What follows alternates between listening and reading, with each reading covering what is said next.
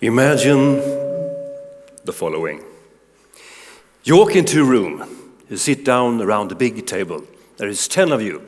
It is probably at work. There's a big meeting going on, you put your phone on the table, some of you have two. You start the meeting, there is an agenda, you check the agenda. Okay, you know what to do.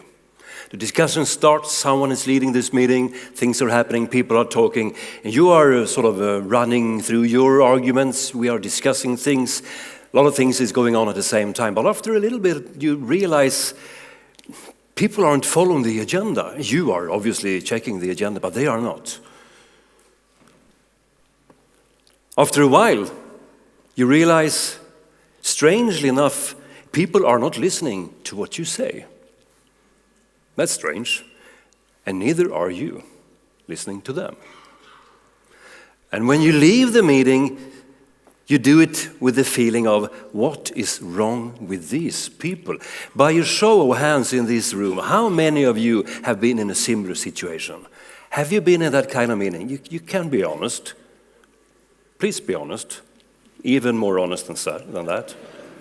All right, about 400 of you.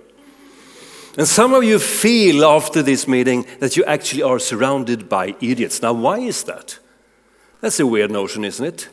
Interestingly enough, based on my own research, my own experiences, some people seem to be surrounded by more idiots than others. Some people are idiot magnets who draws weirdos and lunatics to themselves. It's really, really strange. What is going on here? Why are people so stupid?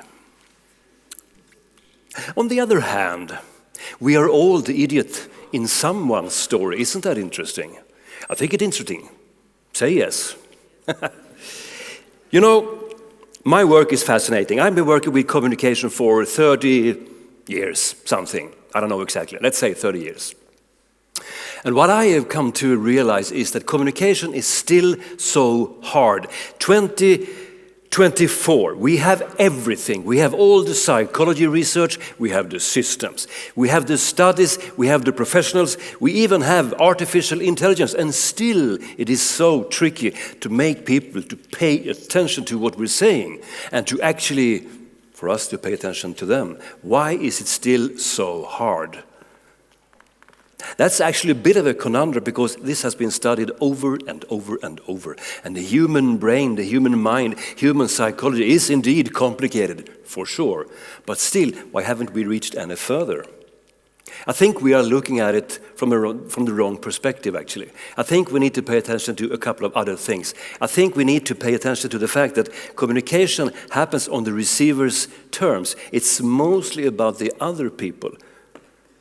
It happens on the receiver's terms. People hear what they hear and they see what they see. When you are putting out your message there, what you put into another person isn't necessarily what is coming out. Isn't that strange? You were so clear in your message. You knew exactly what to say and what not to say. And sometimes you followed your own plan. When your message is filtered through layers of years and educations and opinions and attitudes and biases and prejudice and whatever, what comes out is what it is, and there is absolutely nothing you can do about it because you will never be able to control the other individual. And that's the bad news. You will never change someone else. But good news coming your way. You can change yourself. Ouch, I know it hurts. Why would you change yourself? You are such a perfect individual, aren't you? That's why you are the way you are. That's why you talk the way you talk. That's why you move the way you move. That's why you act the way you act. Because you are perfect as you are. And fine, you are more than okay. However, some people seem to have, let's say, opinions about your actions, as you have about their actions. And that's the conundrum here. But you have to start with you, because you will never change somebody else. That is, in fact, the case. The objective for this hour that I have with you, I will now manipulate you to believe the same that I believe. The objective will always be to sort of decrease the number of idiots surrounding you. Is that a good goal for this evening? Say yes. I'm going to take that once more. Is this a good goal for you? I am not impressed. You get a third chance, but that's the final one. Is this a good goal? Yes. Thank you. Excellent. Such a brilliant audience. I love smart people. Now, we need to look at what matters the most. I have a saying called social competence. I don't know what it would be in your language. Some people call it people skills. I call it social competence. It's just basically how it is to be around other people and to make it work. Okay. Social competence, that sounds good now, doesn't it? Social competence, that's got to be something to aim for. The problem with social competence is the same as with, let's say, with humor. Everybody thinks they have it. I mean, could you just imagine? Everybody thinks they have humor. I mean, just grab someone after this session by the shoulder, someone you don't know very well, and say, do you have humor? Do you think they're going to respond, no, actually not. My brother got some, but I didn't. So I'm still struggling, you know. No, some people even think they're funny. We know, I mean, it's just us in here, right? We know some people are not funny. We know this. It's usually the same people who don't have social competence, by the way. Sometimes it's the same people. So let's talk about them, the idiots, the other ones. I mean, it's just us in here. Let's be honest. So what is social competence? For me, it is to understand how my actions affects your actions. When I understand how what I do affect what you do, then I understand the social competence, the social sort of a collaboration between us, which gives you one thing that you need to start with. In order to be an excellent communicator, you need social competence. But in order to build social competence, you need one thing specifically, and that is self-awareness. How could you actually understand your own actions if you are lacking self-awareness? So this, my friends, is the real starting point. You see, it's been a long week. Self-awareness. To understand actually more about yourself. What is self-awareness? Well, to see ourselves clearly enough to understand who we really are. You know, and you have a view on you. You know how you would describe yourself if someone asks you, so tell me, give me 10 sentences about you. Some will describe themselves, well, maybe like this. What do I know? Could be the case. Maybe you feel like this. You enter the room and here I am, let's begin, right? Yes.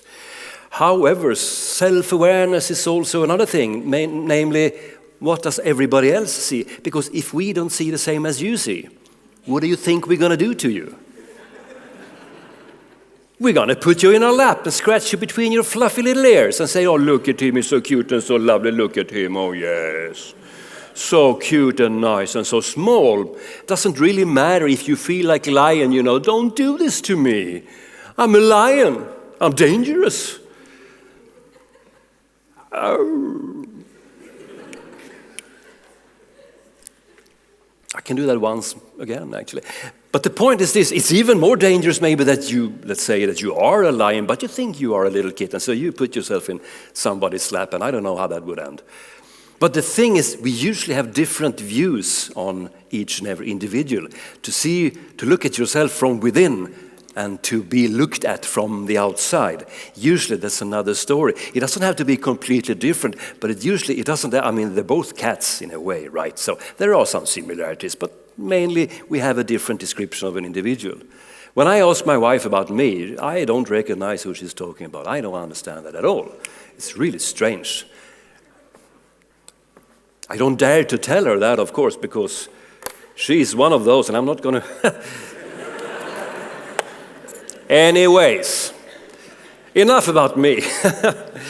Anyways, now, so, how should you look at self-awareness? Things have been studied. Self-awareness has been studied for decades and decades over and over and again. It's one of the things that has been studied maybe mostly throughout the years by psychologists and scientists. And we know that people who are self-aware have an easier life. They are more fulfilled. They thrive more in life. They have stronger working relationships, both at work and at home, because they understand who they are. They are more creative. They can see solutions more often. They are more confident, as in self-confident. They understand who they are, so they feel secure and safe in their own mind, so to speak. They understand their strengths, but also their weaknesses and flaws. They have all this down. They know who they are. So they feel so powerful just by knowing what people are seeing when they present themselves to the room. There's always also some traits that suggest they might have a better self-esteem. That's connected to self-confidence, but it's not the same thing. Self-confidence is, do you trust your own capabilities? Can you do this? Self-esteem is something else. It's about how you view yourself. How do you look at you? Do you think you're a good person? Do you like yourself? Do you think that you deserve the best life has to offer? If the answer is yes to these questions, you are probably good on self-esteem. At work specifically, self-awareness is very, very useful. They get more done at work. They are better communicators because of this self-awareness. They have easier ways to actually build a career because they get more done around other people, because we are all dependent on other people. Am I correct? Of course we are. It doesn't really matter if you have hybrid work scenario in front of you sitting by the screen, you will always be dependent on other people as well, unless you are looking for a career as some sort of, let's say, a hermit maybe. That's another story. But then you wouldn't be here at all, so you would be at home behind your screen or behind a bush, I don't know, somewhere out in the woods. Which means they are more effective leaders as well, because they know how to act around people. And leadership, as we all know, it's about dealing with people. It is not about being the best expert or the strongest, the most experienced specialist. No, it's about leading people. And communication is the most important, let's say, leadership skill, let's call it. There is nothing stronger and more powerful than being able to communicate in an excellent way. What they found in a huge study, actually, that people who are self-aware even lie less, and that's good, I guess. So, I hope you're taking good notes here, because now it's getting interesting. I don't hear any scratching. What is this? Anyways, now, how self-aware are you? All of you. How self-aware are you? Do you know who you are? Anyone here who feels 100% self-aware? Let me see a hand in the air. Sometimes some hands go up and I have questions. Because, you know, I don't think that's possible. I've been working on myself since, I don't know, the age of 25 perhaps. And you who are sitting closer, you can see that was some time ago. I guess it was, yeah, the pain, you know. Let's imagine this is the scale, you know. Very much self-aware up there, not self-aware at all down there. What does it mean? Well, if you're at the top, there is nothing else to learn about you. You know all there is to know about you. You know, let's say, 110% about you. At the bottom of the scale, you don't even recognize your face in the mirror anymore. Who is this person? And then you have some sort of average. Let's have an interesting test. Who here thinks that his or her self-awareness, meaning how much you know you, really, is above average? Who here has a self-awareness above average? Yeah, okay, I see some hands. I have to shade my eyes a little bit. Some of you, okay, right, good, thank you. I admire this bravery. There was a study. A lot of studies. 3,000 people was asked, are you self-aware? A self-assessment. So they said, are you self-aware? By this scale. And then they had to describe themselves. Turns out, 95% above average. Maybe I should repeat that. Any mathematicians in the room? It's like asking men, are you a good driver? We are all above average, aren't we? Of course we are. We know how this is supposed to be done. Yes, we do. Okay. Then they did an interesting 360 analysis, asking people around them, Is this correct? Turns out, no, not really.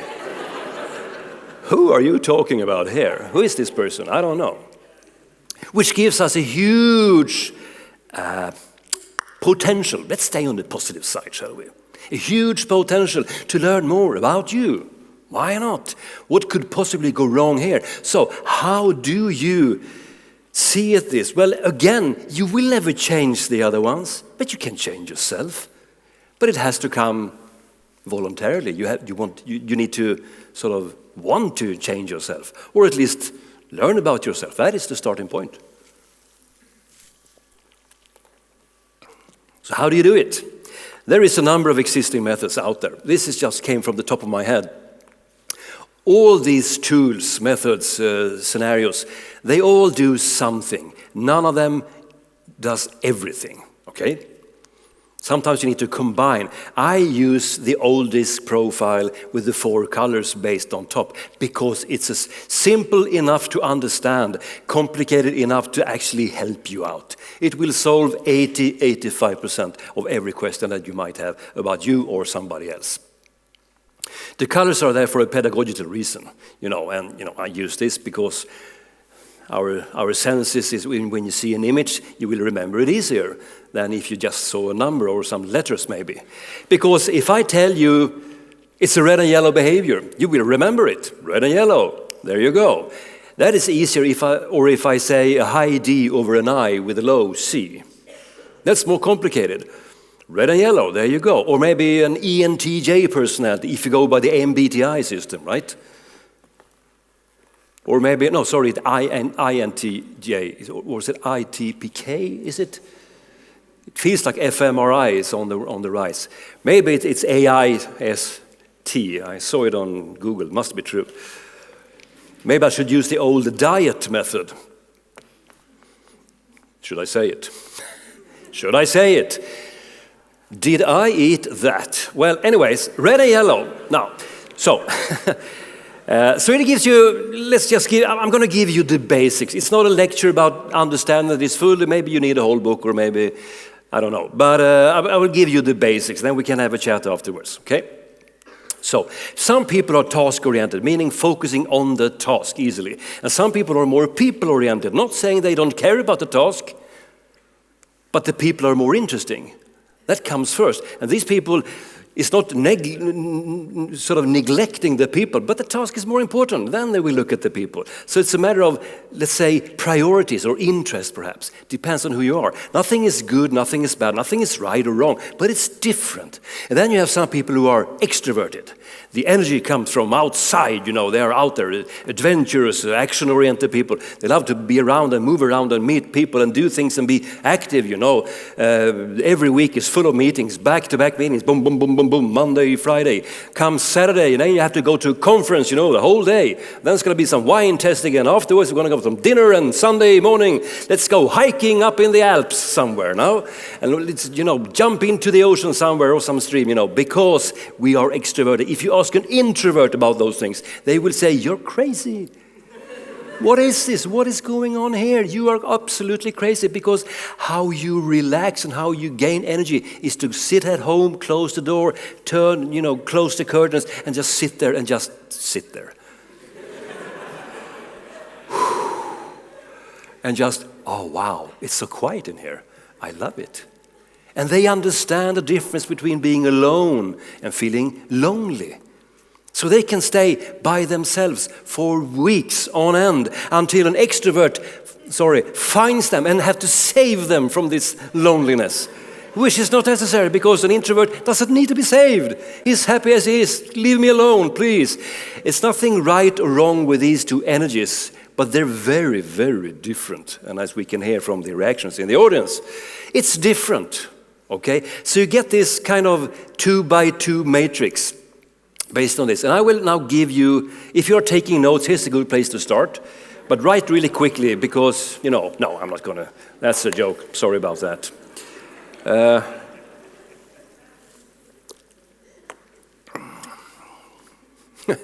Let's start with the red character now, shall we? Who are the red people? Extroverted, task-oriented. Okay. These people are in a hurry. You know, speed up, bam, bam, bam, dominance. That's a trait that we use as a sort of a family name for this type. Very goal-oriented, result-focused, very competitive. Everything is a competition, you know. You can compete about everything. Everything is a race, you know. And how do I know this? Well, my wife tells me so. Did I mention my wife? She's kind of red, and how do I know? Well, how do I know my wife is red? Well, funny you should ask, actually, and this is actually a true story. We could sit, I mean, this is so much telling you things about the red sort of personality type, let's call it. We can sit in the car, I am behind the wheel, okay? You know, I'm the man, I'm driving. She doesn't want to drive, but she tells me how to drive all the time. I think it's a female thing. But I'm not sure. It's just a theory. I can't prove it. Okay, some men are laughing. They have a friend like this also, maybe. I don't know. Could be the case. Okay, now listen to me. We sit there and there's a stop sign, okay? Have to stop. Okay, someone's sitting here waiting for it to turn green. Okay, I'm sitting here. She's sitting over there. You know, knitting and texting and writing a book and doing open heart surgery, everything at the same time. Because that's what extroverts do. They do everything at the same time. They multitask. They haven't read the study that proves multitasking is also a myth, actually. That's not true. You can jump around, but she's doing it anyway, so I don't know. She's a force of nature. And so she's sitting there doing nothing, and I'm sitting here just waiting. You know. And the nanosecond it turns green, she says, go! Go, go, go! And I say, I know. I've been doing this for 35 years. Yeah, but you were a little bit slow on the pedal there, you know, so could actually kind of, could you just, oh, no, look at the old man with the hat on in the white car. Oh, no, now he's ahead of us again. Oh, you can take him at the next roundabout. And I say, it's not a competition, it's not a race. Oh, everything is a race. Everything is a race for her. That's normal. That's just the way it is. Is there something to win? Then why not compete about it? But she's also super efficient. She gets so much done before lunch than most people in 3 days. Because she never does nothing. That's the red action orientation, let's say. They never do nothing. They are always doing something. And if you always do something, you will get ahead. Yes, you will also step on some people's toes, but hey, that's a you problem. That's not a me problem. That's more of a you problem. So that's red people. You have to love them. How do they respond to changes? Well, changes is interesting for red people because they like changes. Because, you know, why not? They are quite impatient. If you tell a red person, we are about to move, they expect it to happen like in 10 minutes. No, it's next year, actually. Oh, dear, why did you tell me now? Nothing is happening here now, but don't waste my time, you know. Let's get going. Life is short. Let's get going. Boom, boom. Constantly, you know, full speed ahead. That's how you do it. Everybody knows this. Yeah, it's quite annoying for the rest of us, but, you know, they get ahead. They have sharper elbows and they get things done. Okay, so. Funny thing, when I stand on a stage and talk about my wife, people usually think that I'm joking. That's the funny part for me. She was with me in London a couple of weeks ago, and I told the same story. And someone recognized her and said, is that your wife at the front row? And I said, yeah, that's her. Okay. So how do you feel? And she just, yeah, whatever. He has a good time on stage. Let him do it. It's only a bunch of examples, nothing to do with me, she said. It has everything to do with her. Let's look at the yellow corner now, shall we? Okay, what about yellow behavior? Okay, yellow people are also extroverted, but instead of task orientation, we have people orientation, which gives you the big smile. The happy people, the sunny people, the shiny people. Life is beautiful, it's fantastic, and they see opportunities and fantastic moments absolutely everywhere. Because, you know, life is just great. You have to enjoy it. You see a lot of things here, positive things and happiness, and you know, yes, they are optimistic. They are also very creative. These are the people who Answer questions no one is asking, actually. They never answer a question you are asking because they are free spirits, you know. You can't shoehorn me into some box here, you know. They solve problems no one's ever heard of. Oh, and by the way, if you are sitting by your desk, let's say you're at work. Okay, here's an example. You're sitting by your desk or out in the yard or wherever you're working. So you're fiddling with this problem. You have a problem. You can't solve it. You've been working on this project for, weeks. You're stuck. You're really, I can't get my way through this. Go look for a really, really, really yellow individual, him or her. Go find them and tell them the following. How would you solve this problem of mine? What would you do? And they would do the following. Okay, let's have a look. And then they will, blah, blah, blah, and there it is. And you will say, wow, how did you do it? I don't know. Not a clue. But look how lovely. Look what it became. Because can you describe the process? How did you solve it? No. Can you write it down on a piece of paper? Oh, you mean documentation? No. That's another color, not me. No. I'm a free spirit, I'm thinking outside the box. Outside the box. So there is a box. How do I get in the box? That's more their struggle in life, Because as you see, creative, yes, they are so creative. Creativity is a typical yellow trait. A lot of people are creative. Some people are so creative. Some yellow people that I have met during my lifetime, they are so creative. They haven't touched ground since late 90s. No, I'm serious. They just can't stay with the rest of us. They see things that we see, but they do completely different things all the time. It's just magical. It's fantastic. It's true. You could check this out, and if there is any yellow people in the room, say, yay, now. Yay. Right. Okay, thank you. I'll give you your $5 afterwards. You have to love them. Yes, you do. How do they respond to change? Well, these people are change. These are the ones who comes up with the changes. Open-mindedness, what if we turned everything upside down? What could possibly go wrong here? Like turning a Boeing 737 upside down. Is that a good idea? That sounds like a stupid idea. Only thing that happened when they actually flew the biggest plane upside down. All of a sudden, the pilots could see the landing stripe, That's a good thing. Wow, we haven't thought of that. So they put cameras at the bottom these days. They have cameras. They didn't have cameras before. Someone said, let's turn it upside down. Yes, it sounds strange. I think so too. But it works. That's the funny part of it. So they are open-minded to everything. Changes, the Americans have a saying, if it ain't broken, don't fix it. That's a good phrase. But we should fix it a little bit. We should fiddle with it and mess around with it and see what could possibly come out. That's the yellow trait. It's absolutely fantastic. It's fantastic. So they're good at this, but they will never remember where they put their papers or their keys or their car or anything. Like my sister. She walks around the house with, my brother-in-law. And where's my phone? I can't find my phone. Where is my phone? Call me. Call my phone. Where is my phone? You have to call my phone. Oh, I found it. It's in my purse. I had it on silent, every single time. And then she leaves the house with his keys because she couldn't find her keys. So she left. So he can't leave now. He can't lock the door. And then she calls him and said, I have your keys and I have my keys because it was sort of in the same purse. Oops. And then he have to go away and, meet her because, So these are sort of the downsides, Yeah, I'm kidding around a little bit, but yeah, they tend to forget the details. Details are boring. That's for, not us. What happens if we stroll over to the introvert side? We will now meet our green friend. And how do we do this? Well, it's more like,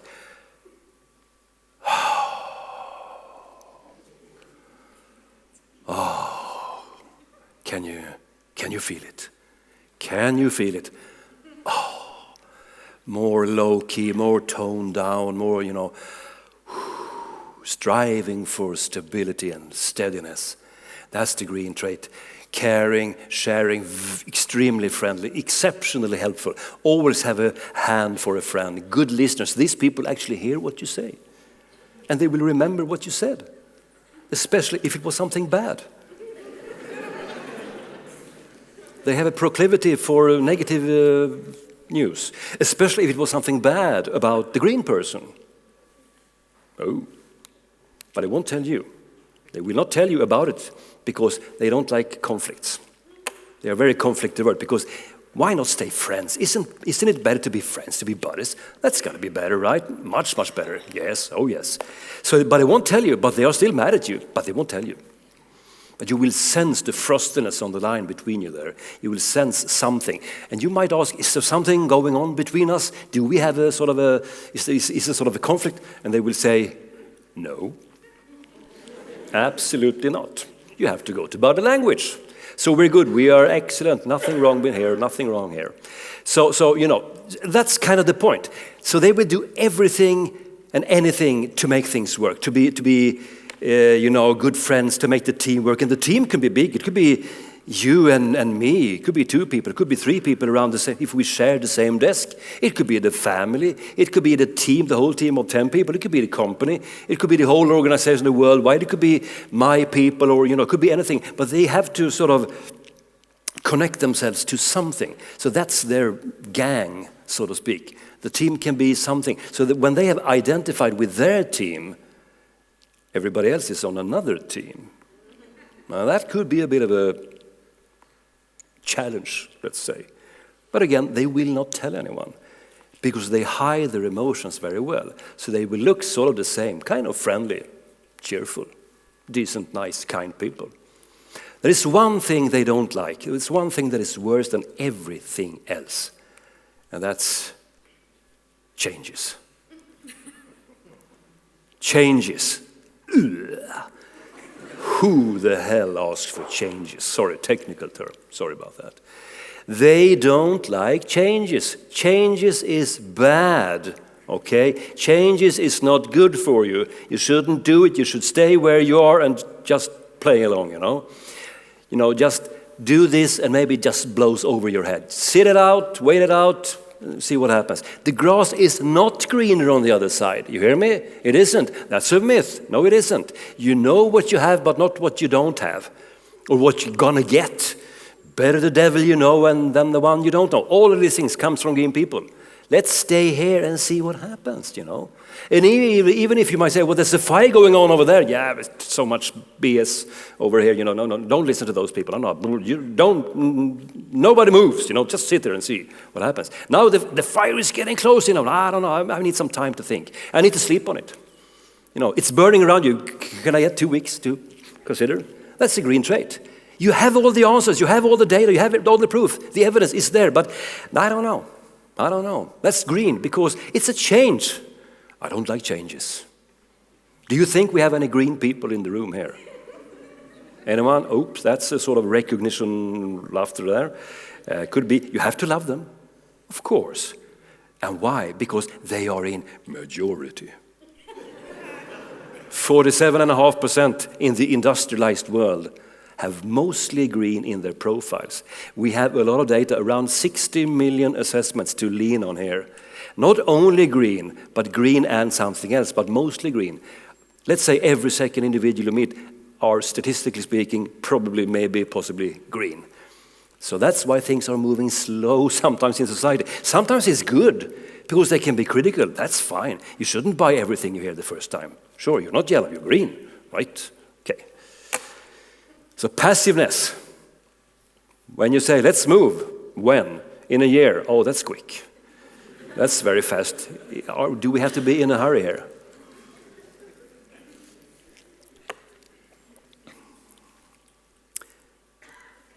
Now what? Let's look at the final character, our blue friend here.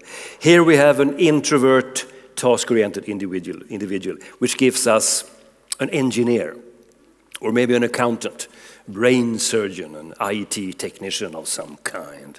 Someone who loves details, who are good with numbers and Excel sheets and details, who digs and digs and digs down to the ground more, then digging some more. Why not go to the core of the earth to find some details? Did I mention details? Oh, they love details. You can never sort of expose them having too little details because they know everything.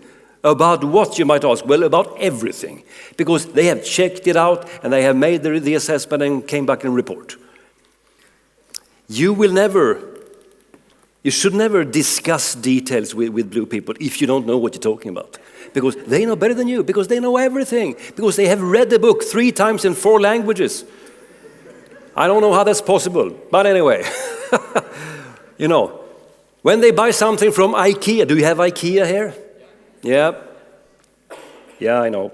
It's, you know, they have to, there's only pictures these days in the bloody manuals. There's no text, you know, can't read anything. I want to see what it says in Chinese. No, you don't. Well, it would be interesting. Everything is interesting for a blue person. Everything is interesting, you know. Funny story, a true story. Most people don't believe me. I found a colleague, this is 10 years ago, so maybe it's an old story. Well, okay, let's pretend this is the keyboard of my... I was sitting over there in my consultancy firm, and I saw this colleague over here. She was sitting over here with her finger on the keyboard like this. Stone-faced, zoom, like this, for a very long time. And I was sitting over here, observing, looking, thinking, what is going on over there? So I strolled over with a cup of coffee and I said, hey, back to her. I said, hey, what are you working on this month then? She said, I am doing an investigation. Okay, about what? I am checking how many lines there are in Excel.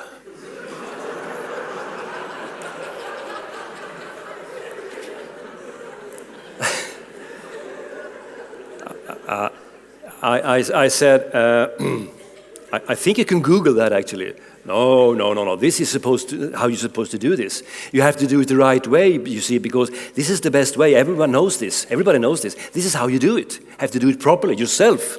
That's the way you do it.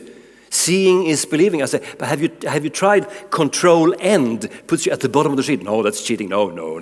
This is how you do it. Everybody knows this. I mean, 1,499,501 something lines in Excel. So now you know too. Congratulations. Question, what are you going to do with this information? It's a big sheet. And she said, well, that's interesting because everything, well, is it really interesting? How much do you need? My father was like this. God rest his soul. But he was 2 engineers in one, actually. He was like this. He had the answer to absolutely everything. So blue, it almost hurt, you know. When he turned 80, my sister and I, we gave him a telescope to watch the stars. He was interested in astrology.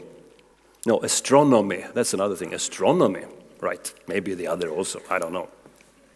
Looking at Venus and Jupiter, and he could see a big telescope. So we started to, we have an astronaut in Sweden called Christer Fuglesang. You have never heard about him, and no one has, but I had. So I told the engineer here, we started to talk about space, and yeah, Christer, he was up in space, I think a couple of times, 3 times maybe, interesting, Swede, up in space. And then he said, no, he wasn't. I said, what do you mean? No, he was up there 2 times, twice. Not 3 times, 2 times, big difference, 50% difference. Okay. And by the way, he said, considering he's 57 years old, it's not very likely that he will get up there a 3rd time. Less than 9%, I would estimate. And by the way, he said, the 2nd time he was up in space, he actually performed the heaviest lift in weightless conditions in the history of humankind. 800 kilograms. And now you know that too. Congrats. Question, what are you going to do with this information? When will you use it? Well, that's interesting, he said. I said, really? Is everything interesting? Everything is interesting for a blue person. And then I asked him, how do you weigh something in weightless conditions?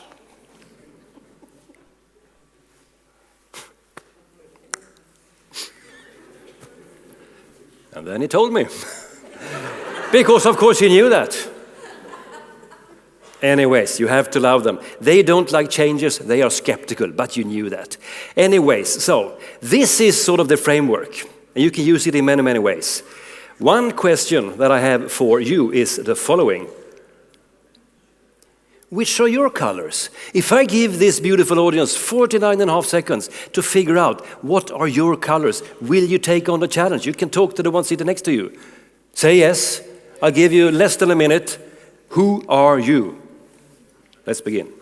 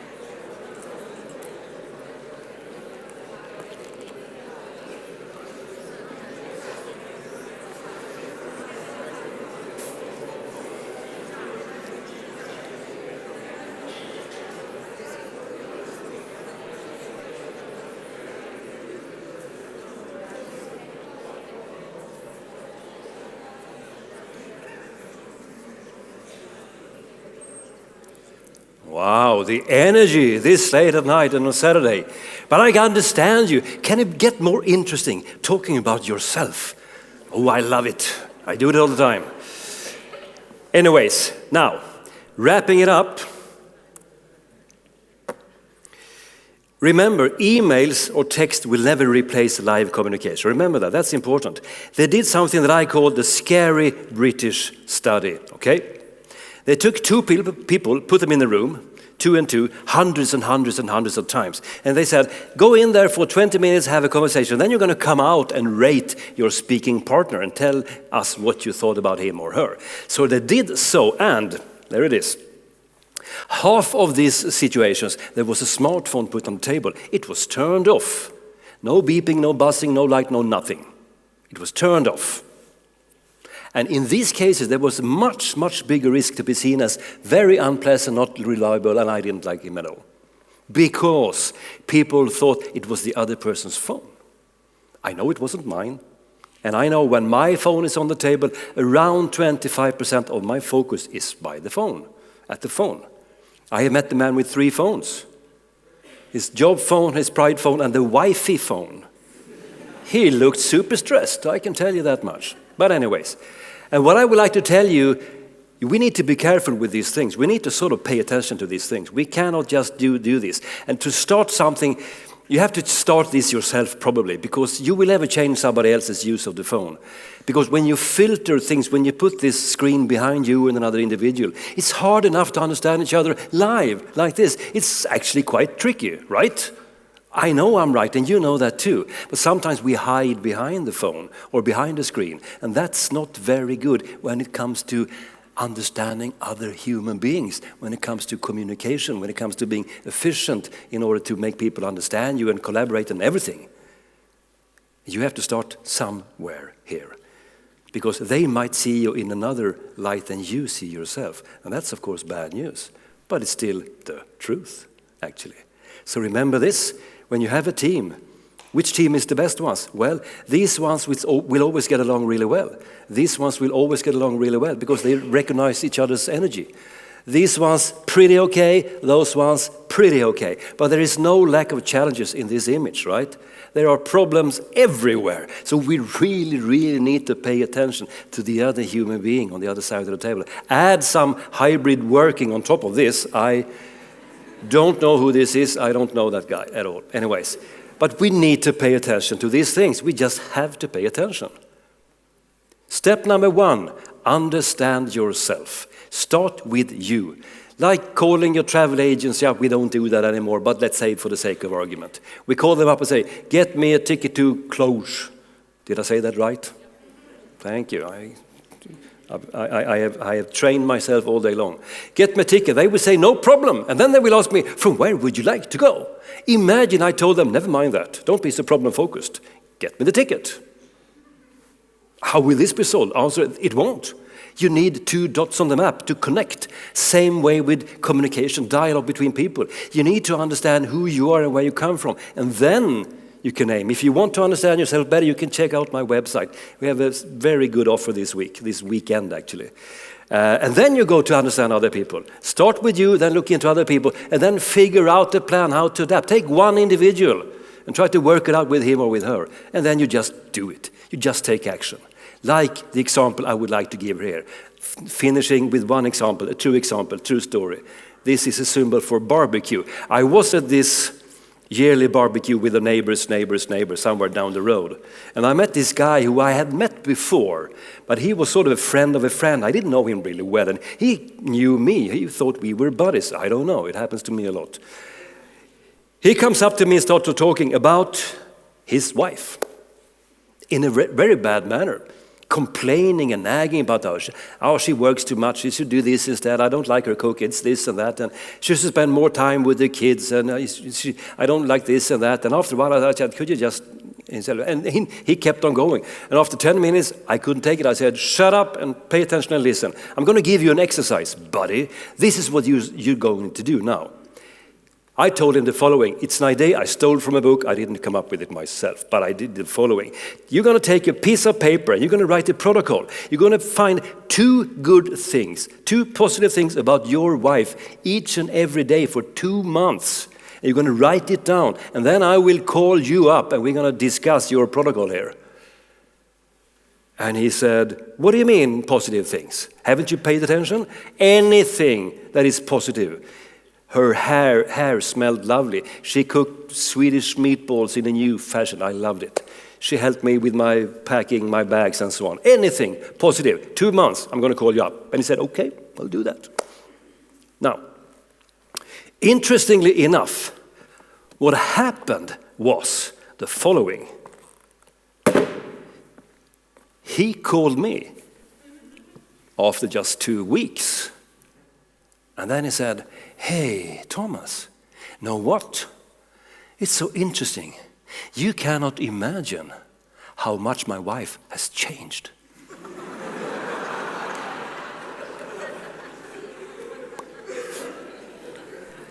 And that's the key, ladies and gentlemen.